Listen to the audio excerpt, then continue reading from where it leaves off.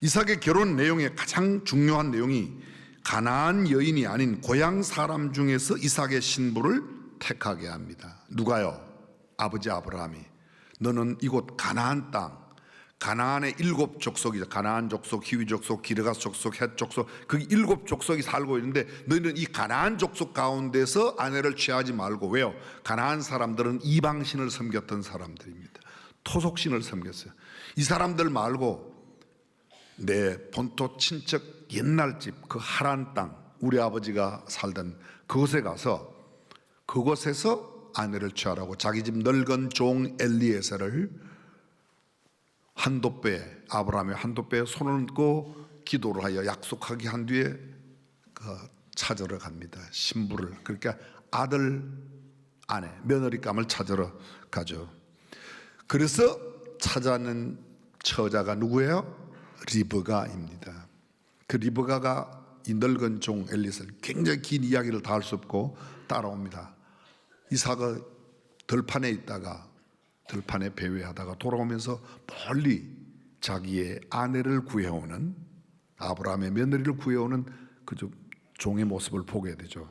리브가가 그 광경을 보고 자기의 면박을 내렸다. 요새로 말하면 면사포를 내리고, 그래서 결혼의 면사포가 거기서 생긴 거예요. 그렇습니다. 이삭이 결혼했습니다. 40살에 결혼했습니다. 아이가 생기지 않습니다. 성경은 이렇게 말합니다. 이삭은 잉태하지 못하는 아내 리브가를 위하여 여호와께 간구하며 여호와께서 그 간구를 들으셨으므로 리브가가 드디어 잉태했습니다. 태중 아이들이 서로 배 안에서 싸우는 거예요. 리브가 배 안에서.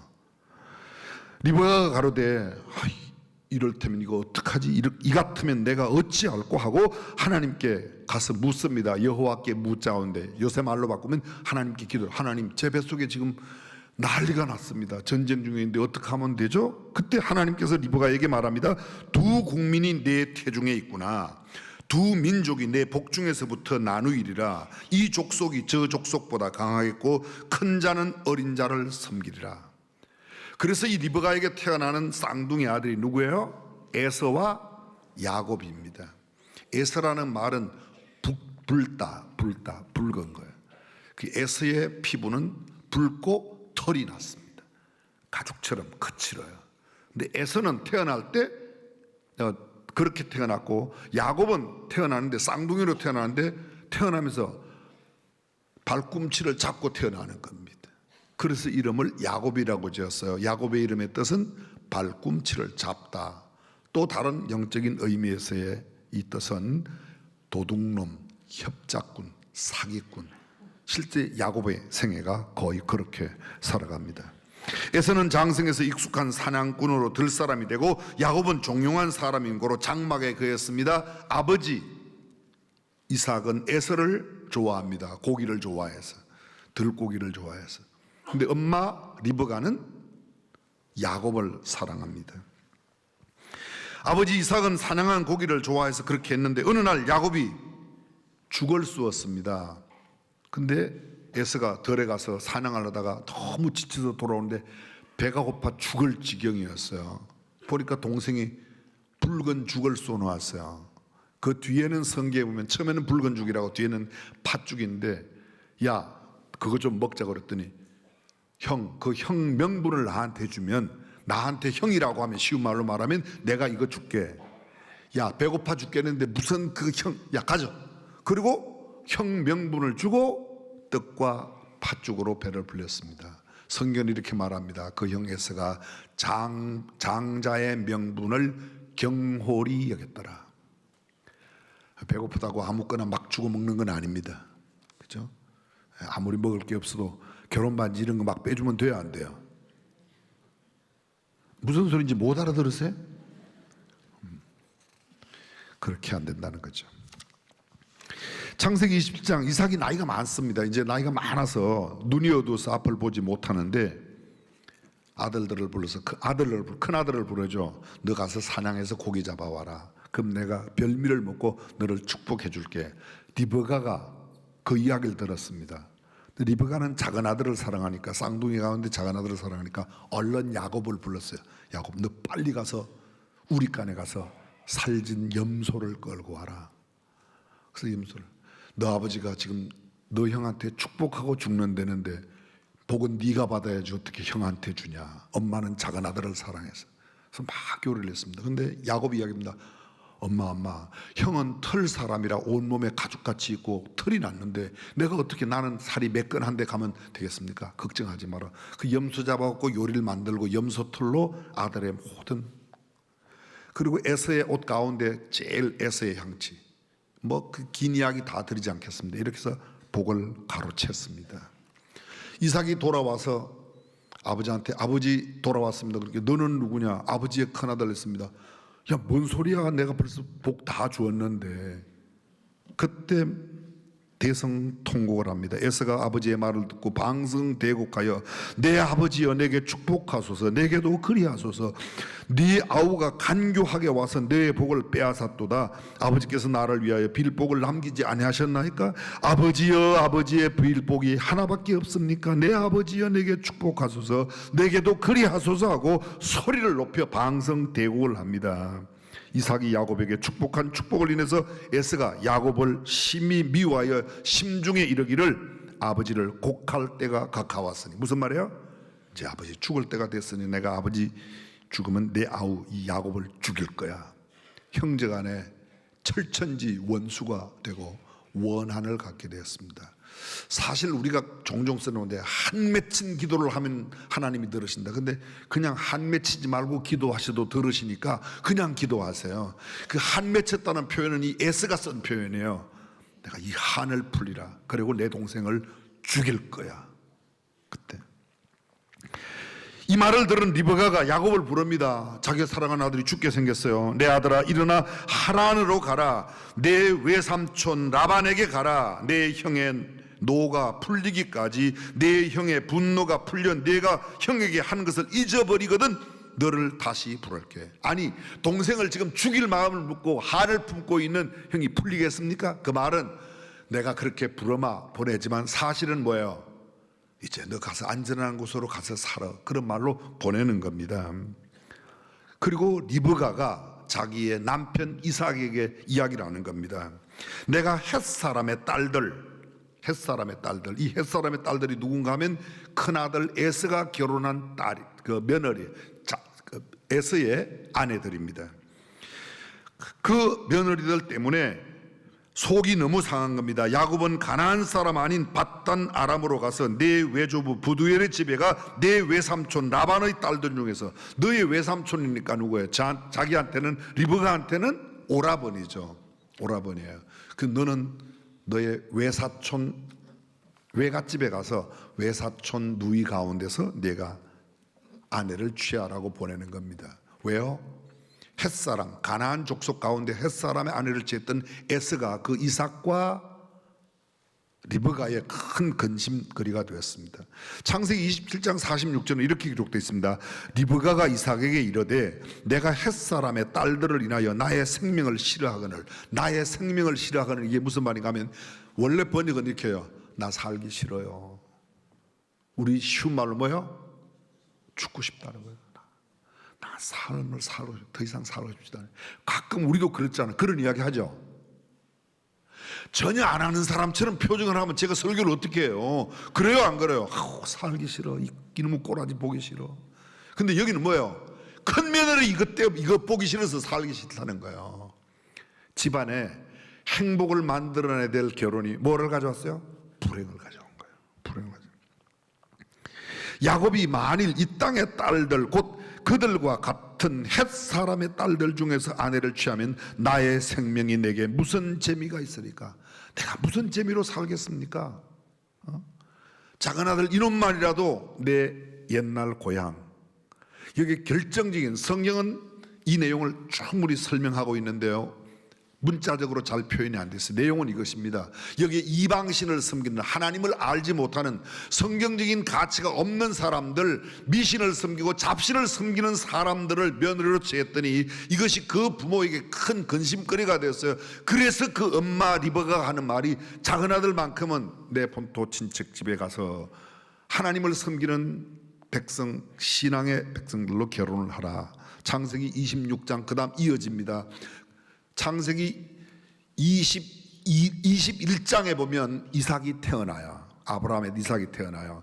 25장에 이삭의 아버지인 아브라함이 죽습니다. 175세에 죽어요. 근데 그때까지 이삭 이야기와 아브라함 이야기가 모두 혼합되어 있습니다. 이삭만 이야기하고 있는 장은 창세기 26장입니다. 근데 그 창세기 26장의 가장 핵심적인 내용이 뭔가 하면 이삭은 가는 곳곳마다 우물을 파요. 목축업을 하던 그들에게 풀은 그냥 밭에 있지만 우물을 파야 되는데 우물만 파면 쫓겨나고 우물만 파면 그 무려 6개의 우물을 팝니다. 그 우물이 성경에 나와있습니다. 처음에 팠더니 에색, 그 다음 신나라는 우물, 르호봇, 마지막 하나님께서 물을 주셨다고 하는 세바. 그래서 그 이후의 사람들이 그곳 이름을 부엘세바였다. 그 부엘세바에 이삭 이후의 자손들이 대대로 지금도 그 후손들이 부엘세바에 살고 있습니다. 성지순례 가면 특별한 팀들은 그곳으로 가서 함께 보게 됩니다. 창세기 26장 26절 이하 그들이 그랄 땅으로 내려가서 사는데 그랄은 이방 사람들이 사는 곳입니다. 그곳에 블레셋 사람 아비멜렉이 왕으로 있었어요. 근데 이삭이 거기 내려갈 때 이렇게 얘기합니다. 리브가 들어 내가 보니까 당신 너무 이뻐. 그 내려가면 그 왕이 나를 죽이고 당신을 취할 거야. 이게 옛날에도 있었어요. 누구에게요? 아브라함에게도 있었어요. 창세기 12장에 보면 아브라함이 그의 아버지와 함께 하란에 살다가 하란에서 데라가 죽을 때까지 살고 데라가 죽은 후에 아브라함과 롯이 그들을 데리고 가나안 땅입니다. 근데 가나안 땅에 흉년이 들었을 때 그들이 하나님의 지시 없이 애굽으로 내려가요. 애굽으로 내려가면서 아브라함이 자기의 아내 사라에게 하는 이야기입니다. 나 보기에 그대는 너무 아름다운데 내려가서 애굽 왕이 나 죽이고 너 뺏들는다. 그러니까 너 내 누이라고 그래라. 이때 이삭이 태어나지 않았을 때예요. 그런데 태어나지도 않았던 이삭이 나중에 그랄 땅에 갈 때 지 아버지 하던 짓을 꼭 그대로 해요. 그에 비해 그 자식입니다. 꼭 그런 짓을 해요. 나 보기에 당신 너무 이쁘니까 그렇게 해라. 그 이야기가 성경에 나옵니다.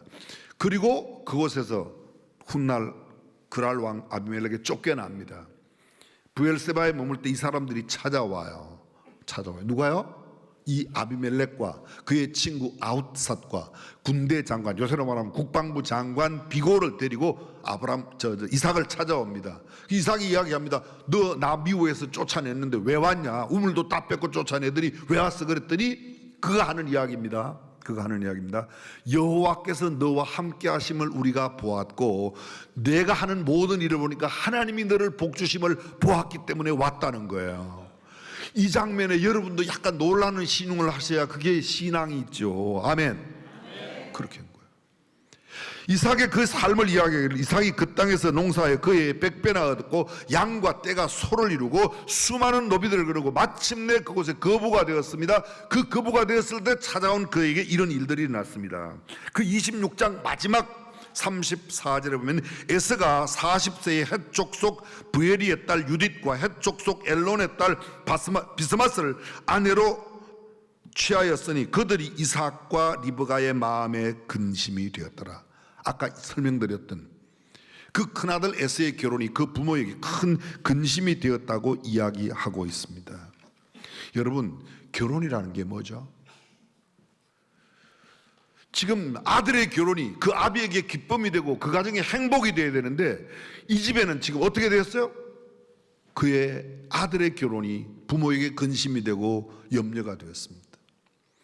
지금 어쩌면 여러분 가운데도 그런 분이 있는지 모르겠어요. 내 며느리 때문에 못 살겠어. 며느리하고 살려고 하면 차라리 그냥 죽을 거야. 이런 사람. 사는 재미가 없어. 그게 성경에 지금부터 4,500년 전에 있었던 일입니다. 4,500년 전에. 다시 한번 저는 이런 도전을 드리고 싶습니다. 우리의 결혼은 어떤가? 내 아들의 결혼은 어떤가? 내 자녀 손들의 결혼은 어떠해야 하겠는가? 결혼에 대한 여러 가지가 있습니다. 결혼은 전 생애를 함께 하기로 전 인격을 들여 하는 전적인 헌신이다. 맞습니다. 결혼은 미래의 세대를 계승하는 것이다. 맞습니다. 결혼은 하나님의 뜻을 성취하는 과정의 중요한 한 과정이다. 맞습니다. 결혼에 대한 이야기가 할 말이 너무도 많습니다. 혼인은 신랑과 신부가 언약을 해요. 신랑이 신부에게, 신부가 신랑에게. 그 말이 틀린 말이 아닙니다. 그런데 여러분, 성경을 자세히 보면 신랑 신부가 서로의 사랑을 약속하고 언약하는 정도 이상의 것입니다. 혼인은 하나님께 서약하는 거예요. 누구에게요? 하나님께. 여러분, 혼인 서약할 때 결혼 주례하는 데 가보면 어저께도 마찬가지인데요, 똑같이 묻잖아요. 신랑은 지금 곁에 있는 신부를 그대의 아내로 맞이합니까? 네 또는 아멘. 신랑은 이 아내와 더불어 함께 살아가는 평생 동안 병들거나 건강하거나 슬픈 때나 기쁜 때나 가난한 때나 부유한 일체의 경우에도 이 여자를 사랑하고 존중히 여기며 일정한 남편으로서의 대의와 본분을 그리고 정조를 굳게 지키며 죽음이 갈라놓기 전까지는 항상 함께 하기로 하나님과 여러 증인 앞에 서약합니까? 누구 앞에요? 하나님과 증인들 앞에. 그게 하나님께 서약하는 거예요. 신부도 지금 곁에서 있는 신랑을 그대의 남편으로 맞이합니까? 신부도 일생을 살아가며 어떠한 경우 슬플 때나 기쁠 때나 병들거나 건강하거나 가난한 때나 부유한 일체의 경우에도 이 남자를 사랑하고 순종하여 일정한 아내로서의 본분과 대의와 정조를 굳게 지키고 죽음이 갈라놓기 전까지는 함께 하시기로 하나님과 여러 증인 앞에 서약합니까? 누구 앞에요? 하나님 앞에요. 신랑의 입장, 신부 입장도 마찬가지입니다. 아까 말씀드렸던 면사포의 의미가 뭐예요? 그 서약하고 난 뒤에 물어요. 신랑은 이 모든 서약을 보증할 증표가 있는가? 그러면 지환을, 반지를 주죠. 반지는 결혼에 중요한 두 가지의 의미가 있습니다. 첫 번째 둥근 것은 영혼을, 두 번째 이 반지가 만들어진 재료, 주로 예전에는 금반지를 많이 하고 요사이는 뭐 백금에다가 아니면 거기다가 보석을 담죠. 두 가지의 의미예요. 둥근 것은 영혼을, 그리고 반지가 만들어진 재료와 반지에 박혀있는 보석은 변하지 않는 가장 아름다운 진귀하고 보배로운 보석. 그래서 묻죠. 신랑은 이 지환이 영원토록 변함없는 사랑과 언약의 표가 되기로 하나님과 여러 증인 앞에 서약합니까? 네. 그러면 끼워주라고 그래요. 그리고 성경책 위에 손을 얹고 기도를 해요. 성경책 위에 손을 얹고. 저는 주례할 때 그렇게 해요. 그때 그냥 아무데나 성경 펴고 하는 거 아니에요. 저는 절대 그렇게 하지 않습니다. 저는 꼭 펴는 성경이 있어요. 시편 127편 128편이에요. 그 127편과 128편이 갖는 영적인 의미가 또 있어요. 여러분, 성경에 보면 시편에 보면 시편이 성경책 가운데 가장 가운데입니다. 가장 가운데 장이 117, 118, 119편 가장 가운데 성경 한중심에 시편 119편이 가장 길어요. 그리고 119편 바로 뒤에 이어서 나오는 말씀이 120편부터 134편까지 15개의 시가 이스라엘 백성들이 성전에 올라가는 노래라고 돼 있어요. 요새 말하면 높게 부르는 시, 예배당 가면서 부르는 찬송, 이렇게 생각하시면 됩니다. 예배당 가면서 노래 불러요. 여러분, 예배당 오면서 유행가 부르면서 오지 않잖아요, 그렇죠? 혹시 그런 사람 있어요? 무슨 젖은 손이 애처로 이런 노래 부르면서 예배당 안 오잖아요, 찬양함. 근데 이거 성경에, 근데 그 시편 15편이 성전에 가면서 부르는 노래인데 그 15편 가운데 7번째, 8번째가 행복한 가정의 조감도를 그려내고 있습니다. 시편 127편 여러분들이 너무도 잘 압니다. 여호와께서 집을 세우지 아니하시면 세우는 자의 수고가 때문에 여호와께서 성을 지키지 아니하시면 파수꾼의 경성함이 허사로다. 너희가 일찍 일어나고 늦게 누우며 수고의 떡을 먹음이 헛되도다. 그러므로 여호와께서 그 사랑하시는 자에게는 잠을 주시는도다. 자식은 여호와의 주신 기업이요 태의 열매는 그의 상급이로다. 젊은 자의 자식은 장사의 수중에 화살 같으니 이것이 전통에 가득한 자는 복되도다. 저희가 성문에서 그 원수와 말할 때의 수치를 당치 아니하리로다. 128편입니다. 성전에 올라가는 노래, 여호와를 경외하며 그 도에 행하는 자마다 복이 있도다. 내가 내 손이 수고한 대로 먹을 것이라. 내가 복되고 형통하리로다. 내 집 내 실에 있는 내 아내는 결실한 포도나무 같으며 내 상에 둘린 자식은 어린 감람나무 같으리로다. 여호와를 경외하는 자는 이같이 복을 얻으리라. 제가 이 장면을, 이 시편 127편을 펴놓고 거기다가 신랑 신부 손을 얹고 제 손을 얹고 기도를 하는 거예요. 적어도 성경적인 의미에 시대가 너무 바뀌어서 결혼식이 너무 복잡하다, 그러니까 우리 뜻대로 한다. 근데 그 젊은 사람들이 그렇게 하는 거 전 이해해요. 문화적으로 이해해요. 또는 부모님 계시지 않아서 신랑 신부가 함께 동시에 입장하는 거 얼마든지 문화적으로 충분히 해요.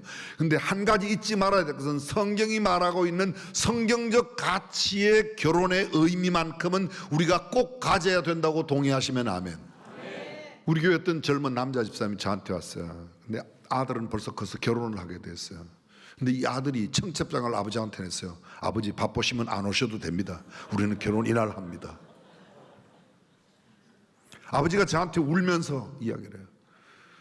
이미 그 아이에게 어떻고 저떻고 막 엄마도 안 되고 아빠도 안 되고. 제가 그랬어요. 지금 아들을 설득해갖고 엄마 아빠가 마음에 드는 결혼, 그거는 결혼 못한다. 무조건 가서 아들 하자는 대로 다 해라. 다 해라. 뭐 그건 성경이 아니니까 아멘 안 해도 괜찮아요. 근데 그렇게 하라고 그랬어요. 그리고 제가 그 아들을 불렀어요. 아들아, 엄마 아빠가 이렇게 있어, 이렇게 하는데 엄마 아빠가 네가 원하는 대로 다 한대.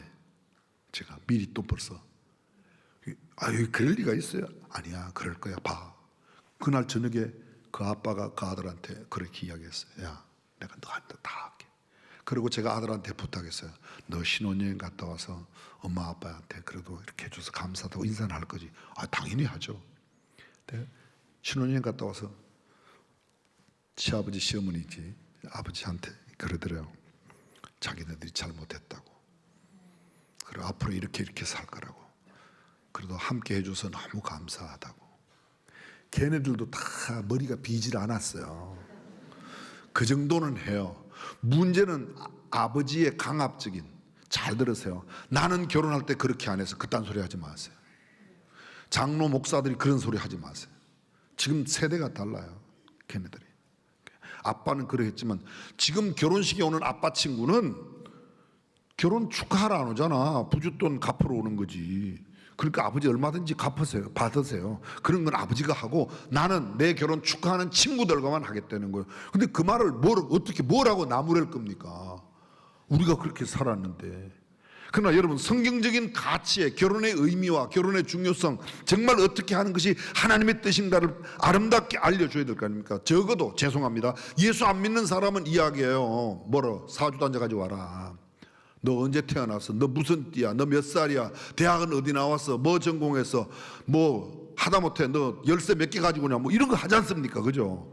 옛날 같으면 사서삼경 읽었냐, 명심보감 읽었냐, 뭐 천자문은 뗐냐, 이런 거 하지 않습니까? 그럼 우리 예수 믿는 사람도 뭐를 해야 될 거 아니에요? 뭘 해요 우리는요? 예배당에 나가냐? 그것만 물을 거예요? 그것도 안 묻는 사람도 많고, 그거 이상으로 너 신구약 성경을 읽어봤니? 제자 훈련은 받았니? 단기 선교는 한 번 갔다 왔니? 너 성경적인 의미에서 결혼 예비 학교는 했니? 교회가 사실은 이런 문제가 왜 생겼을까요? 목사들의 책임이에요. 교회 신앙의 연륜이 깊은 우리들이 성경적 가치를 갖고 제대로 결혼에 대해서 의논하지 않았어요. 이게 얼마나 중요한데 이 땅에서 사람들은 그것을 그렇게도 소중하게 여기는데 우리는 맨날 기도해라, 전도해라, 산기도하라, 금식해라. 그게 되냐고요, 그게. 우리도 그게 잘 안 됐었는데, 그죠? 여러분들은 그게 막 됐어요? 현실적으로 우리가 더 깊이 다가가고 우리 시대를 살고 있는 사람들에게 성경적인 가치의 중요성을 알려주고 정말 성경적 의미를 바르게 알려줘야 될 줄로 믿습니다. 그럴 때 세상이 바뀌어요. 늘 말씀드리지만 교회 수가 적어서가 아니에요. 신학교 수가, 신학자가 모자라서 목사 수가 적어서가 아니라 정말 성경적인 가치를 제대로 살아내는 사람들이 있다면 세상은 훨씬 더 행복하고 하나님께서 영광 받으시는 일이 일어날 줄로 믿습니다. 오늘 나오신 여러분, 결혼에 대한 성경적인 의미를 더 깊이 하고 여러분의 자녀들, 이미 결혼했다면 손주, 손녀들, 사랑하는 모든 가문, 가정에서 성경적인 행복한 결혼이 이루어지기를 주님의 이름으로 축복합니다.